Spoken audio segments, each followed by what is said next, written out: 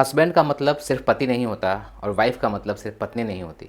इसीलिए हम इन सारे वर्ड्स को पढ़ेंगे जो हस्बैंड और वाइफ पर बेस्ड है, जो मैरिज से रिलेटेड है। सबसे पहले समझते हैं हस्बैंड।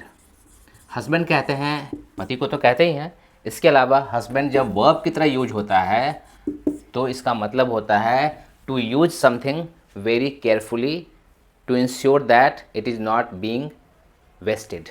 यानी इस तरीके से किसी चीज़ का केयरफुली इस्तेमाल करना कि वो वेस्ट ना हो। जैसे the government should husband it's resources very carefully.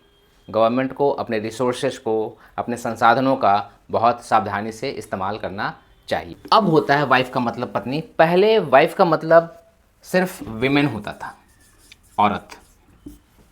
जो आज विमेन का मतलब है वही पहले वाइफ का मतलब होता था। बाद में धीरे धीरे वाइफ का मतलब पत्नी हो गया। ठीक है। मिडवाइफ एक वर्ड है, मिडवाइफ।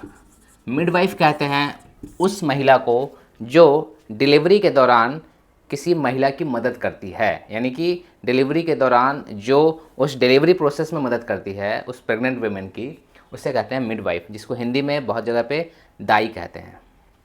ठीक है। फिश वाइफ एक वर्ड है, फिश वाइफ। फिश वाइफ कहते हैं ऐसी महिला को जो बहुत झगड़ालू है, जो बहुत कड़वा बोलती है, हार्श बोलती है, उसे कहते हैं फिश वाइफ। स्पाउस पति या पत्नी, दोनों के लिए ये वर्ड आता है। अब हस्बैंड से रिलेटेड एक वर्ड है हस्बेंड्री। हस्बेंड्री का मतलब होता है कल्टीवेशन, खेती। जैसे एनिमल हस्बेंड्री, जानवरों की खेती। अब जानवरों की खेती कैसे होगी? यानी पशुपालन, है ना। पशु पालन को कहते हैं एनिमल हस्बेंड्री। क्रॉप हस्बेंड्री भी हो सकता है ना। क्रॉप हस्बेंड्री, क्रॉप हस्बेंड्री मतलब यानी कि जब हम किसी चीज़ को बहुत केयरफुली उसे पालते हैं, चाहे वो खेती हो, पशु हो, या वो क्रॉप हो, फसल हो। एक होता है हैंड पेग्ड हस्बैंड।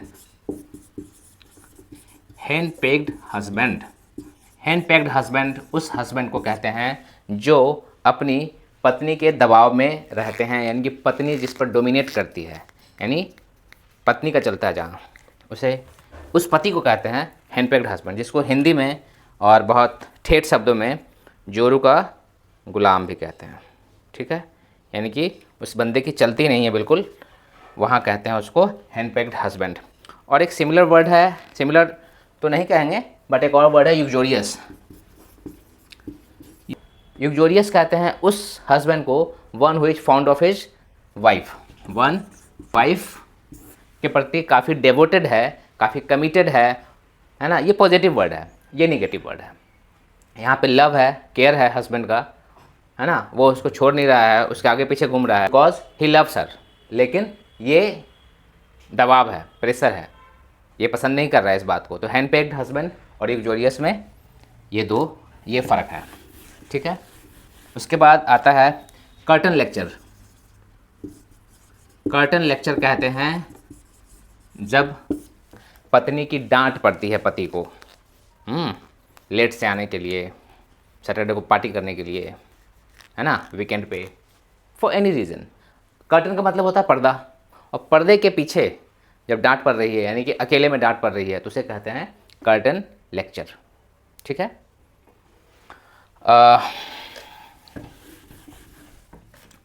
मैरिज करना को कहते हैं tie the not. Tie the not एक इडियम है। नॉट मतलब गांठ, है ना, गांठ बांधते हैं हम शादी में। टाई द नॉट, टाई मतलब बांधना। इस टाई को भी जो यहाँ पहनते हैं हम उसे भी टाई कहते हैं, क्योंकि वो बांधा हुआ होता है। टाई जब वर्ब होता है, नॉट मतलब गांठ होता है। टाई द नॉट मतलब गांठ बांधना, यानी कि गठबंधन करना, यानी शादी करना। ठीक है। पत्नी के लिए दूसरा एक अच्छा वर्ड है बेटर हाफ। बेटर हाफ मतलब होता है अर्धांगिनी। अर्धांगिनी जिसको हम हिंदी में कहते हैं, हम बहुत रिस्पेक्ट के साथ या मजाक में भी हम कहते हैं ऐसा कि सी इज़ माई बेटर हाफ, ये मेरी अर्धांगिनी है, आधा अंग है। तो बेटर हाफ मतलब पत्नी। एक और इडियम समझते हैं, वियर द पैंट। ये बहुत ही इंटरेस्टिंग इडियम है। वियर द पैंट या वियर द ट्राउजर्स, दोनों होता है। ट्राउजर्स, वियर द पैंट या वियर द ट्राउजर्स का मतलब होता है हस्बैंड और वाइफ दोनों में से उस परिवार में जो डोमिनेट करता है, यानी जिसकी चलती है उस घर में, उसे कहते हैं सी वियर्स द पैंट, यानी कि उसकी चलती है घर में। Everyone knows that her wife wears the pant in that family, उस घर में उसकी पत्नी की चलती है। तो वियर द पैंट मतलब जनरली ये माना जाता है कि मेल पैंट को वियर करते हैं, है ना, यानी कि उस घर का मालिक है वो, तो जिस घर का जो मालिक होता है वो वियर द पैंट करेगा, इसीलिए ये इडियम है वियर द पैंट। ये मेल और फीमेल दोनों के लिए यूज होता है। तो ये कुछ ऐसे इडियम्स थे जो हस्बैंड पे, वाइफ पे, मैरिज पे रिलेटेड थे। Thank you for watching.